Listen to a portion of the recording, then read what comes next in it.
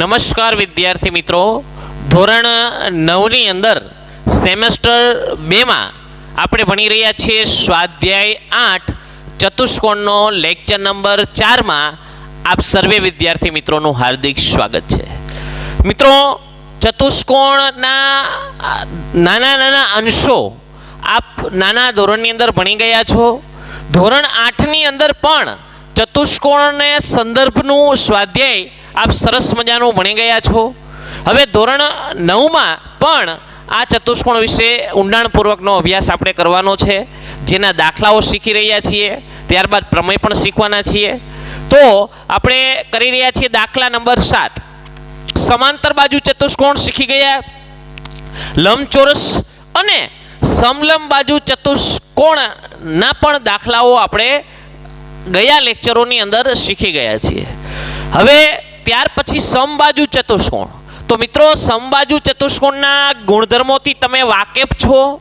એની આકૃતિ પણ બરાબર મગજમાં હોવી જોઈએ કે ભાઈ ચોરસ નથી, ચોરસમાં ચારેય ખૂણા કાટખૂણા હોય, પણ આ ખૂણા કાટખૂણાથી આમ જો સેજ ત્રાસા છે ને એની બાજુઓ ત્રાસી, એટલે ચોરસને આમ ત્રાસી કરી નાખીએ આપણે એની બાજુઓ, એટલે એ સમબાજુ ચતુષ્કોણ થઈ જાય. તો એના ગુણધર્મોમાં તો કે એની ચારેય બાજુ સરખી, જો જોઈ શકો છો, ચારેય બાજુના માપ કેવા હોય છે? સરખા હોય છે, બરાબર.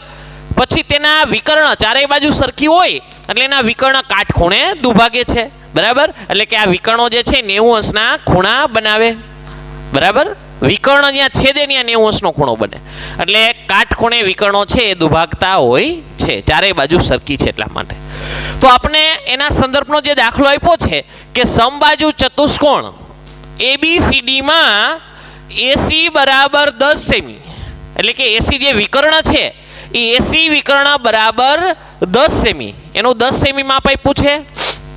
ત્યારબાદ BD જે વિકર્ણ છે એ BD વિકર્ણનું માપ આપણે આપ્યું છે 24 સેમી.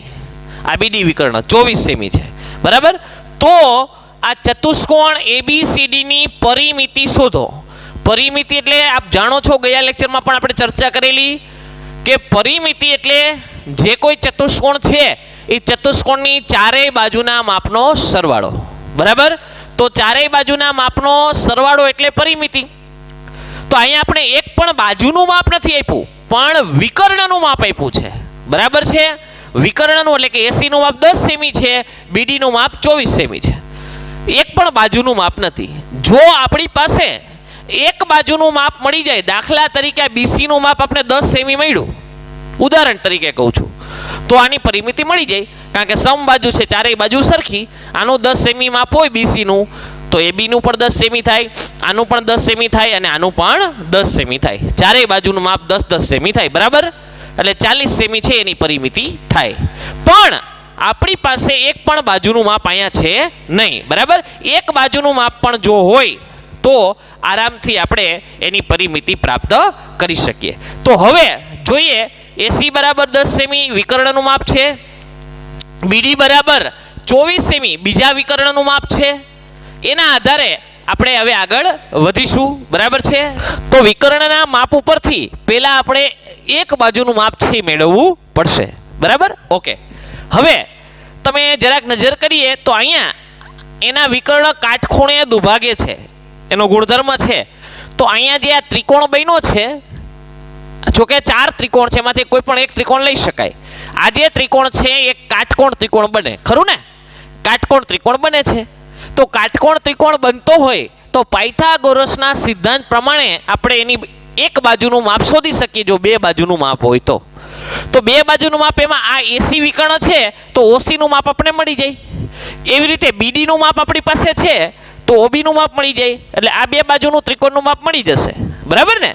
હવે આ બે બાજુ ઉપરથી આપણે BC પણ પ્રાપ્ત થઈ જાય. તો કેવી રીતે થશે ચાલો જોઈએ. તો સૌ પ્રથમ આપણે OC નું માપ મેળવીએ. તો OC બરાબર AC ના છેદમાં 2, બરાબર ને. અડધું થશે.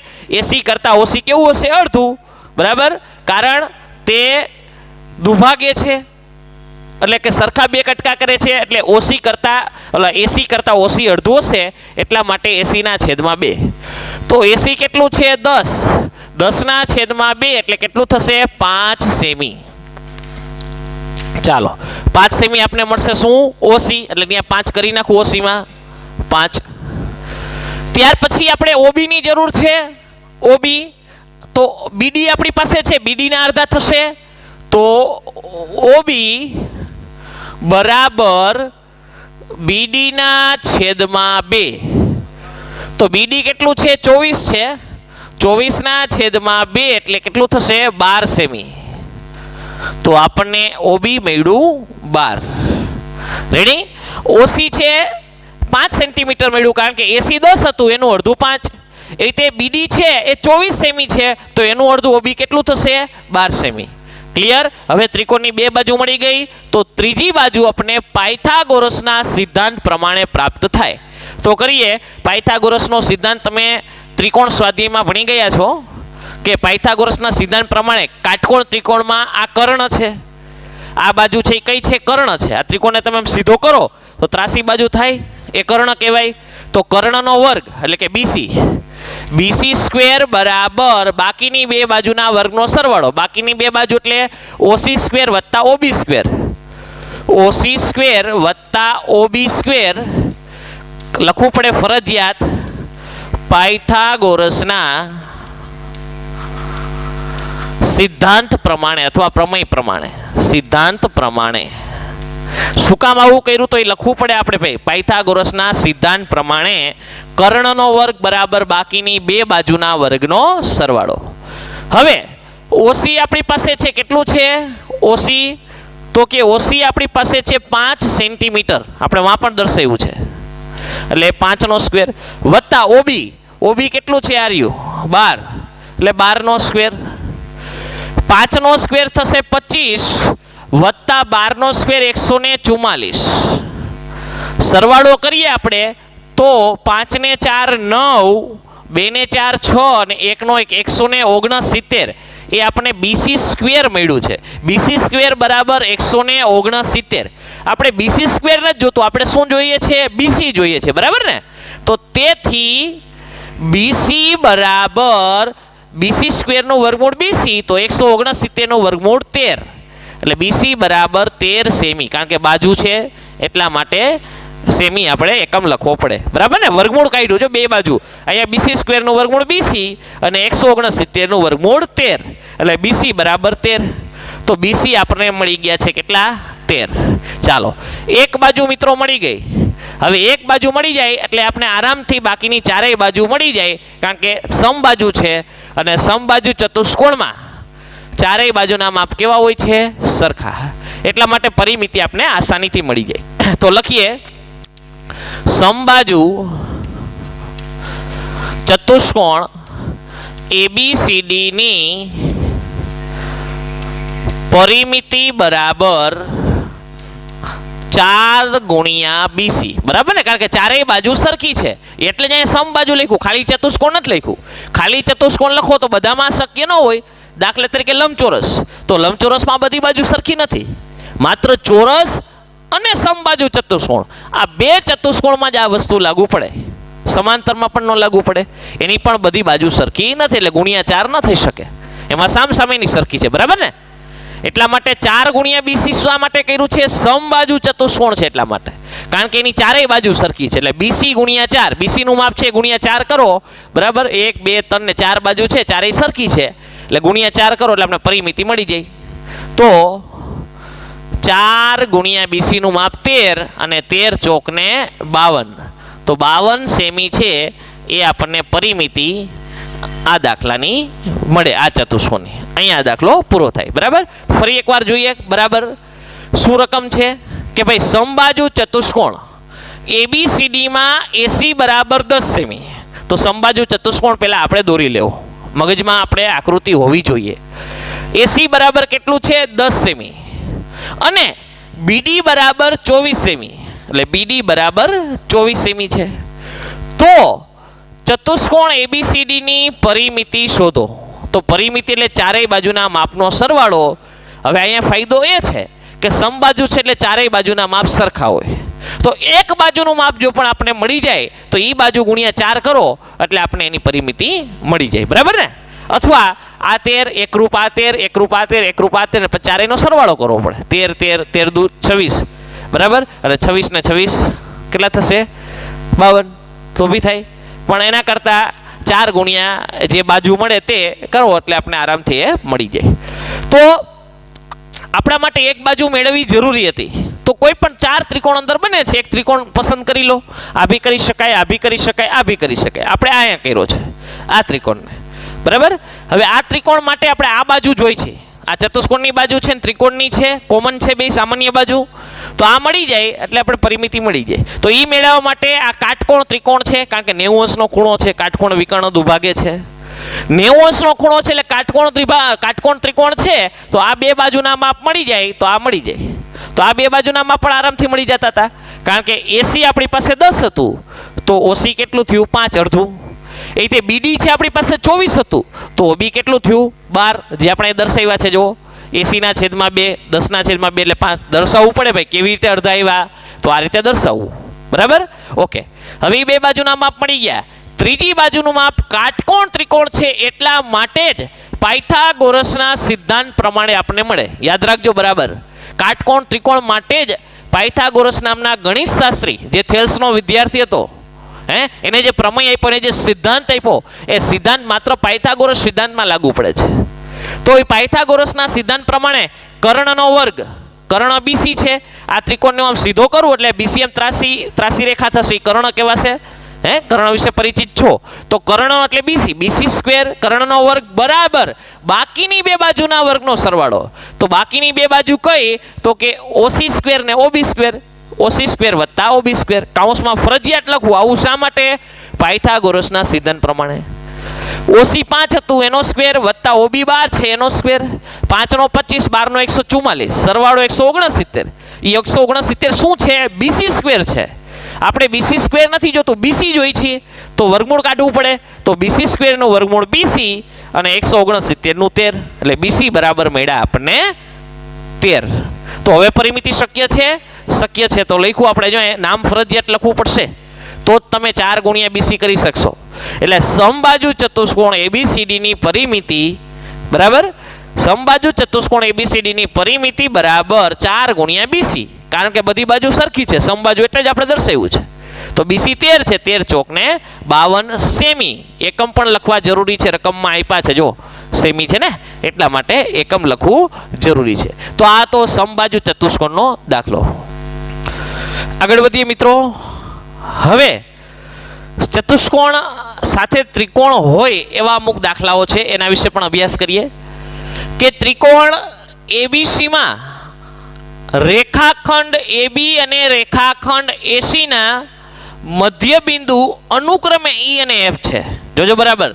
ત્રિકોણ એબીસી જે અહીંયા છે, ત્રિકોણ એબીસી આપ જોઈ શકો છો.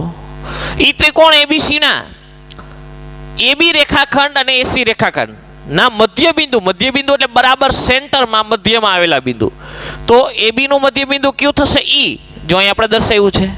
અને એસી નું મધ્ય બિંદુ કયું થશે? એફ. અનુક્રમે કીધું છે એટલે અનુક્રમે એક પછી એક. એટલે એસી નું મધ્ય બિંદુ છે ઈ અને એસી નું મધ્ય બિંદુ એફ. બરાબર. એટલે એનો અર્થ શું થયો? કે બરાબર વચ્ચે દાખલા કે 10 સેન્ટીમીટર નું એબી હોય ને, 10 સેન્ટીમીટર નું એબી હોય તો એ છે 5 સેન્ટીમીટર અને ઈબી પણ 5 સેન્ટીમીટર. બે 5 ના કટકા થાય. સેમી રીતે આ એસી 12 સેન્ટીમીટર હોય તો 6 ના કટકા થાય, કારણ કે મધ્ય બિંદુ વચ્ચે આવેલું બિંદુ છે. બરાબર છે. તો મિત્રો મધ્ય બિંદુથી બનતો આ રેખાખંડ ઈએફ આપણે દોર્યો છે, રેખાખંડ ઈએફ. અને ઈએફ નું આપણે માપ આપ્યું છે 6.5. કેટલું આપ્યું છે? 6.5 સેન્ટીમીટર. સેન્ટીમીટર નથી કીધું, પણ આ તો એકમ સેન્ટીમીટર કે મીટર હોઈ શકે. તો 6.5 છે ઈએફ મધ્ય રેખાખંડ છે. તો બીસી શોધો, એટલે કે બીસી નું માપ આપણે શોધવાનું છે. બરાબર. તો મધ્ય બિંદુથી બનતો રેખાખંડ એ અહીંથી શરૂ થાય ત્યાં શૂન્ય હોય. એ રેખાખંડ ધીમે ધીમે અહીંયા પહોંચે એટલે 6.5 નો થયો, જે બરાબર ત્રિકોણના મધ્યમાં છે. અને ઈ રેખાખંડ ધીમે ધીમે અહીંયા આવશે તળિયે, ત્યારે કેવડો થશે? Yes, double. બરાબર ને? કારણ કે વચ્ચે છે મધ્યમાં છે આ રેખાખંડ અને આ રેખાખંડના બરાબર મધ્ય બિંદુથી જોડાયેલો રેખાખંડ છે EF. બરાબર છે. એ અંતના બિંદુએ પહોંચશે ને જે રેખાખંડ BC બનશે ત્યારે એ રેખાખંડ આના કરતા બમણો થશે. ઇન શોર્ટ કે મધ્ય બિંદુથી બનતો રેખાખંડ કરતા પાયાનો રેખાખંડ બમણો હોય છે અને પાયાના રેખાખંડ કરતા આ અડધો હોય. દાખલા તરીકે 20 સેન્ટીમીટર હોય BC તો EF કેટલું થાય? 10 સેન્ટીમીટર. બરાબર. તો બહુ ઇઝી મેળવવા માટે BC પ્રાપ્ત કરવાનું છે.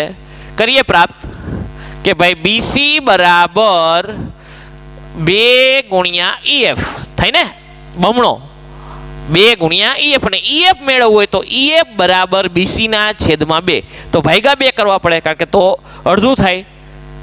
બરાબર. BC કરતા અડધું EF થશે પણ અહીંયા આપણે BC મેળવવું છે એટલે EF ના બમણા એટલે કે 2 ગુણ્યા EF. હવે 2 ગુણ્યા EF કેટલું છે? 6.5. તો 6.5 ગુણ્યા 2 એટલે કેટલા થશે? ઘણાને ગુણાકારમાં પણ પ્રશ્ન થતો હોય કે 6.5 ગુણ્યા 2 કરે એટલે કેટલા થાય? 130 કરે. તો ભાઈ 6.5 ના ડબલ 130 થોડા થશે? હે 6.5 ના ડબલ કેટલા થાય? 6 ને 6 12 અને અડધો 1 એટલે 13 છે ને. અને 65 દુ 130 એક આંકડા આગળ પોઈન્ટ એટલે 13.0 તો બી 13 થાય. અને મૌખિક ગણતરી આ રીતે થાય 6.5 ના ડબલ તો 6.5 ના ડબલ કેટલા થશે? 13. બરાબર ને. તો 6.5 ગુણ્યા 2 કરો એટલે 130.0 એટલે કે 13. એકમ કાંઈ આપણે આપેલા નથી એટલે એકમ નથી આપ્યા તો લખશું નહીં અથવા એમ લખ નાખો 13 એકમ તો બી ચાલે. બરાબર. તો આ આપણને BC નું માપ મળ્યું છે મિત્રો. બરાબર. જોજો BC નું માપ આના કરતા ડબલ. મેં કીધું એ પ્રમાણે ઊંધું પણ પૂછે તો ઊંધું પણ આપને સરળતાથી આવડે. આ ઉપરાંત ત્રિકોણની પરિમિતિ પણ પૂછે મિત્રો. બરાબર. ત્રિકોણની તો એના માટે તમને હજી બીજી 2 બાજુ આપેલી હોય તો થાય. હે અહીંયા પાછો મધ્ય બિંદુ આપ્યો હોય તો અહીંયા જે ત્રિકોણ બન્યો ને મધ્ય બિંદુથી બનતો ત્રિકોણ જે આ રીતનો હોય. બરાબર.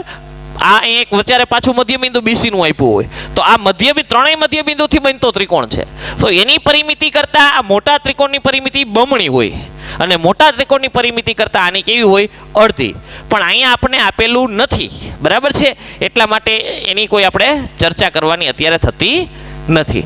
આપણે ખાલી એટલું જ યાદ રાખવાનું છે કે મધ્ય બિંદુથી જે રેખાખંડ બન્યો છે એના કરતા અંતનો રેખાખંડ બમણો હોય છે અને અંતના રેખાખંડ કરતા મધ્યનો રેખાખંડ અડધો હોય છે.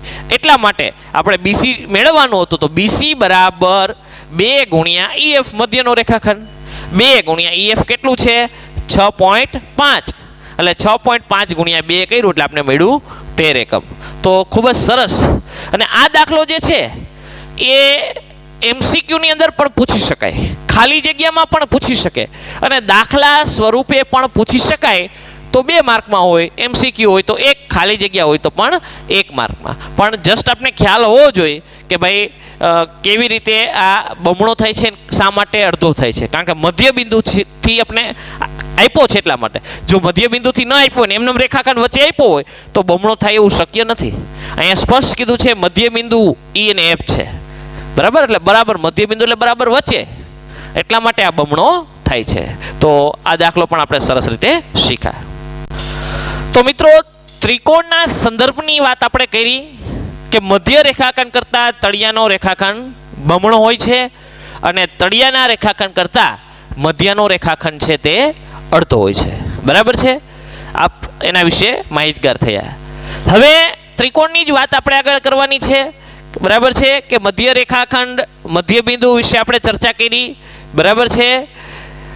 ત્યાર પછીનો જે દાખલો છે એની ચર્ચા કરીએ. ત્રિકોણ XYZ ની પરિમિતિ આપણે ગયા લેક્ચરથી શીખતા જઈએ છીએ કે પરિમિતિને ક્ષેત્રફળમાં ઘણા મિત્રો છે એ કન્ફ્યુઝ થતા હોય છે, જેને વધુ મહાવરો નથી, નાના ધોરણની અંદર પણ વધુ કામ નથી કર્યું, બરાબર કામ નથી કર્યું, એ પરિમિતિ ક્ષેત્રફળમાં કન્ફ્યુઝ થાય છે. તો મિત્રો ફરીવાર તમને કહું, પરિમિતિ એટલે જે કોઈ ભૌમિતિક આકાર છે એ આકારની જે કિનારી છે કિનારીના માપનો સરવાળો. ત્રિકોણ હોય તો 3 બાજુ હોય તો ત્રણેય બાજુના માપનો સરવાળો થાય. ચતુષ્કોણ હોય તો 4 બાજુ હોય તો ચારેય બાજુના માપનો સરવાળો થાય. અને વર્તુળ હોય તો વર્તુળનો પરિધ એ જ વર્તુળની પરિમિતિ છે. આપણે એની વ્યાખ્યામાં પણ જોયું હતું સેમેસ્ટર 1માં.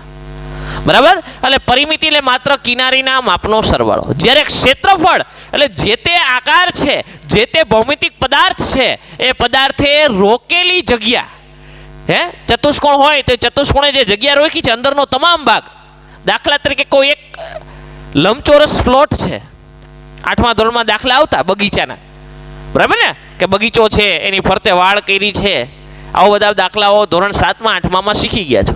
તો લંબચોરસ બગીચો છે, એ બગીચાની ફરતે વાડ છે, તો એ વાડ બનાવવાનો ખર્ચનો દાખલો હોય તો તમે પરિમિતિ કરશો કે ક્ષેત્રફળ?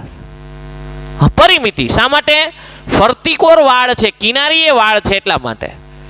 અને આમ કે ઈ બગીચામાં જમીન સમથળ કરવી છે તો તમે ક્ષેત્રફળ શોધશો કે પરિમિતિ? ક્ષેત્રફળ. બરાબર ને, કારણ જમીન સમથળ કરવી છે, અંદરનો ભાગ આવ્યો, તો અંદરનો કોઈ પણ ભૌમિતિક પદાર્થમાં અંદરનો જે ભાગ છે એ ક્ષેત્રફળ છે, અંદરની જે જગ્યા છે, અને ફરતી કિનારી જે છે એ પરિમિતિ છે. એટલે મિત્રો આ સ્પષ્ટ આપણે સમજવું જરૂરી છે. ગોખણ પટ્ટીથી કદાપી આ વસ્તુ શક્ય નથી. ભૂમિતિ ગણિતનો એવો વિભાગ છે કે એની સંકલ્પનાઓ, એના ભૌમિતિક પદાર્થો, એની વ્યાખ્યાઓ સમજવી પડે. ગોખણ પટ્ટીથી ન ચાલે. તે ભૌમિતિક આકાર શું છે, એના ગુણધર્મો શું છે, એ બરાબર મગજમાં હોય, જે આપણે ખૂણાઓમાં શીખતા એ પ્રમાણે એની આકૃતિ બરાબર મગજમાં હોય તો ડેફિનેટલી તમે એના વિશે કોઈ પણ સમજૂતી કે દાખલાઓ હોય તે ચોક્કસપણે કરી શકો છો. માટે ભૌમિતિથી આગું નહીં જવું, ભૌમિતિની પાસે જવું ચોક્કસ આવડશે મિત્રો. હું વારંવાર તમને ધોરણ 8માં હાઈસ્કૂલમાં પાઠ જે ગાંધીજીનો ગુજરાતીમાં આવતો એનું ઉદાહરણ આપું છું કે ગાંધીજી છે એ યુક્લિડના સ્વાધ્યાયથી બહુ પરેશાન હતા જ્યારે હાઈસ્કૂલમાં ભણતા ત્યારે. પછી એને ભૌમિતિમાં રસ લીધો, બરાબર, એની સંકલ્પનાઓ સમજ્યા, પછી ભૌમિતિ એનો સૌથી પ્રિય વિષય બની ગયો. તો કંઈક આપણી સાથે પણ મિત્રો આવું જ હોય છે. જ્યાં સુધી આપણે એનો તિરસ્કાર કરીએ છીએ ને ત્યાં સુધી આપણને એની સાથે કામ કરવાની મજા નથી આવતી. પણ જેવો એની સાથે લગાવ થશે, કોઈ પણ ચેપ્ટર હોય કે કોઈ પણ વિષય હોય, એની સાથે જેટલો લગાવ રાખશો, જેટલો સમજવાનો પ્રયત્ન કરશો, એટલું કામ કરવાની આપણે મજા આવશે. માટે ભૂમિતિ વિષયની અંદર તમામ પદાર્થો, એના આકારો, એના ગુણધર્મો બરાબર સમજો, વારંવાર સમજો. એનાથી ભાગશો તો નહીં મેળ પડે મિત્રો. અને આ સમય એવો છે મિત્રો કે અભ્યાસ માટેનો આપણે પૂરેપૂરી તક મળી છે. એક વખત આપણો અભ્યાસનો સમય મિત્રો વયો જશે ને, જ્યારે આપણે જાહેર જીવનની અંદર, વ્યવહારની અંદર તમે જશો, ત્યારે તમે વિદ્યાર્થી અવસ્થામાં છો, ત્યારે શિક્ષણનું મૂલ્ય સમજાય તો ઘણું બધું મોડું થઈ ગયું હોય છે મિત્રો. માટે ખાસ રસપૂર્વક દિલથી દરેક કાર્યમાં, અભ્યાસના દરેક ક્ષેત્રમાં કામ કરો, ચોક્કસ સફળ થશો. તમારું ભવિષ્ય ઉજ્જવળ હશે. માટે અહીંયા પરિમિતિની મેં તમને સંકલ્પના સમજાવી, એ હવે આપણે ક્યારેય ભૂલાવી ન જોઈએ. જો ગોખી હશે તો ચોક્કસ 2-4 દિવસમાં ભૂલી જશો, પણ તમે બરાબર મગજમાં સમજાશો, એનું ઉદાહરણ મગજમાં, એની આકૃતિ બરાબર મગજમાં હશે તો જિંદગીભર નહીં ભૂલાય. તો અહીંયા જે ત્રિકોણની વાત કરી છે કે ત્રિકોણ XYZ ની પરિમિતિ આપી છે 25. XYZ ત્રિકોણ જે છે આ પીળા કલરનો, એની પરિમિતિ એટલે કે એની ત્રણેય બાજુના માપનો સરવાળો કેટલો છે? 25. બરાબર. હવે રેખાખંડ XY, આ રેખાખંડ XY, રેખાખંડ YZ એટલે આ રેખાખંડ YZ, અને રેખાખંડ ZX એટલે આ રેખાખંડ ZX, એના મધ્યબિંદુ અનુક્રમે એટલે ક્રમ પ્રમાણે પેલું મધ્યબિંદુ XY નું હશે, બીજું YZ નું હશે, ત્રીજું ZX નું હશે. તો કયા કયા છે અનુક્રમે? P, Q અને R. એટલે P છે જો XY નું મેં દર્શાવ્યું છે. આકૃતિ નથી આપી તો તમે બનાવી શકો, ફરજિયાત બનાવવાની છે તો જ તમે એને સમજી શકશો. પછી Q છે એ કેનું છે? YZ નું, કારણ કે બીજો ક્રમ YZ નો છે. ત્રીજો ZX નો એટલે ત્રીજું બિંદુ R એ XZ નો હોય. ત્રણેય બિંદુ દર્શાવ્યા. મધ્ય બિંદુ છે મિત્રો, બરાબર વચ્ચે આવેલું બિંદુ છે.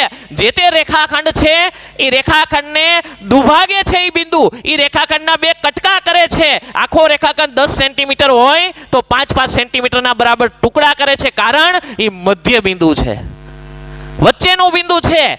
ખાલી બિંદુ તમને કીધું હોય તો એ સરખા બે કટકા કરે એવું જરૂરી નથી હોતું, પણ અહીંયા મધ્ય બિંદુ સ્પષ્ટ શબ્દ વાપર્યો છે એટલા માટે એ રેખાખંડના બે કટકા કરશે. બરાબર, એટલે આ પી બિંદુ છે XY ના કટકા કરે છે, ક્યુ બિંદુ YZ ના કટકા કરે છે અને XZ ના કટકા કરે છે R. બરાબર, તો આ રેખાખંડ છે આખે આખો. બરાબર, મધ્ય બિંદુ આ છે એટલે આ રેખાખંડ કરતા આ રેખાખંડ અડધો થાય. શા માટે? જો જરાક આપણે ખ્યાલ છે કે આ રેખાખંડ કરતા બમણો છે. બરાબર, એટલે આના કરતા અડધો થાય કે નહીં, બરાબર વચ્ચે છે. એવી રીતે ત્રિકોણ હું અહીંથી શરૂ કરું તો આ રેખાખંડ તળિયું કરું તો આ રેખાખંડ કરતા મધ્યનો રેખાખંડ થાય કે નહીં, અડધો. અને એવી રીતે આ રેખાખંડ કરતા આ રેખાખંડ અડધો, આ રેખાખંડ કરતા આ અડધો છે તો આ રેખાખંડ કરતા આ અડધો થાય. એવી રીતે આ રેખાખંડ કરતા આ અડધો થાય, કારણ કે આનો તળિયું આ થાય, આ રેખાખંડનું તળિયું આ થાય, એમ આ રેખાખંડનું તળિયું આ થાય. બરાબર, એટલે ત્રણેય રેખાખંડ જે છે વ્હાઇટ કલરના અંદરના મધ્ય બિંદુથી બનેલા રેખાખંડ, એ ત્રણેય રેખાખંડ મૂળ ત્રિકોણના રેખાખંડ કરતા અડધા છે. જો મૂળ ત્રિકોણની પરિમિતિ 25 છે તો આ રેખાખંડ એના અડધા છે.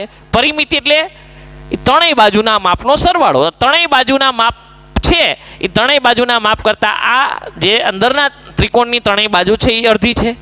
આના કરતા આ અડધી, આના કરતા આ અડધી, આના કરતા આ અડધી, તો પરિમિતિ પણ અડધી થશે કે નહીં? હે, મોટા ત્રિકોણ કરતા નાના ત્રિકોણની પરિમિતિ કેવી થશે? અડધી. શા માટે? કારણ કે આ જે રેખાખંડ છે એ રેખાખંડ ત્રણેય રેખાખંડ મૂળ ત્રિકોણના રેખાખંડ કરતા અડધા છે. કારણ મધ્ય બિંદુથી બનતા રેખાખંડ છે. આપણે આગલા દાખલામાં જોયું હતું કે આના કરતા અડધું હતું, 6.5 હતું તો આ કેટલું થયું? 13 થયું હતું ને. હે, તો એવી રીતે આ રેખાખંડ કરતા આ અડધો છે, આના કરતા આ અડધો છે. પરિમિતિ એટલે ત્રણેય બાજુના માપનો સરવાળો. તો ત્રણેય બાજુ આના કરતા અડધી થઈ તો પરિમિતિ પણ અડધી થાય કે નહીં? અને નાના ત્રિકોણ કરતા મોટા ત્રિકોણની પરિમિતિ બમણી થાય.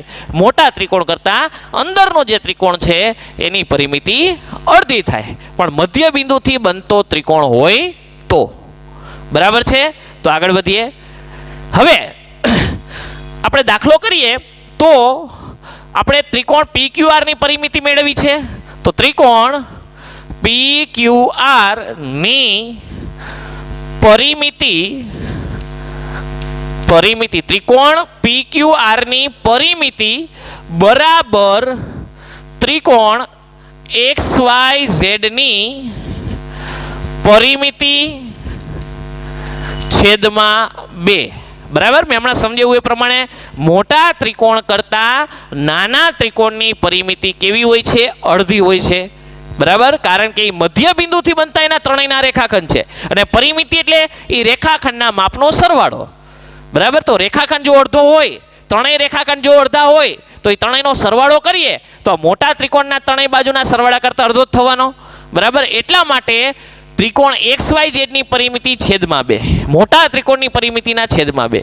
જો નાના ત્રિકોણનું માપ આપ્યું ને મોટાનું શોધવાનું હોત ને તો ગુણ્યા 2 આવત, કારણ કે ડબલ કરવાના થાત. પણ અહીંયા નાના ત્રિકોણનું માપ શોધવાનું છે, PQR નું માપ શોધવાનું છે, એટલા માટે મોટા ત્રિકોણ એટલે કે XYZ ના છેદમાં 2 મૂક્યા છે.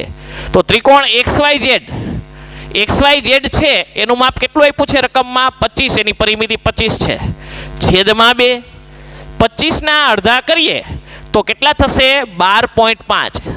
બરાબર, સેમી આપ્યું છે આપણે નહીં, એટલે 12.5 એકમ. કારણ કે 25 ના અડધા 12.5 થાય કે નહીં? 12.5 એટલે 12.5 એકમ. બરાબર, સેમી મીટર આપ્યું હોય તો એ નથી આપ્યું એટલે એકમ. બરાબર છે, એટલે ખાસ ધ્યાન રાખજો કે મોટા ત્રિકોણની પરિમિતિ શોધવાની હોય તો નાના ત્રિકોણ ગુણ્યા 2. બરાબર, તો બમણું થાય. અને અહીંયા નાના ત્રિકોણનું છે એટલે મોટા ત્રિકોણ ભાગ્યા 2, કારણ કે અડધા કરવા પડે. બરાબર, એટલે 25/2 એટલે 12.5. તો મિત્રો ખૂબ સરસ મજાના દાખલાઓ આજે આપણે શીખ્યા. સમબાજુ ચતુષ્કોણ જેમાં પાયથાગોરસના સિદ્ધાંતનો આપણે ઉપયોગ કર્યો. ત્યાર પછી મધ્ય રેખાખંડ વાળા ત્રિકોણના દાખલાઓ, કે મધ્ય રેખાખંડ કરતા તળિયાનો જે રેખાખંડ છે બમણો થાય, તળિયા કરતા મધ્યનો અડધો. બરાબર, તો એની પરિમિતિ પણ એ રીતે શોધી. નવા લેક્ચરમાં ફરી પાછું આગળ વધીશું. ત્યાં સુધી રજા લઈએ. જય હિન્દ, જય ભારત, આભાર.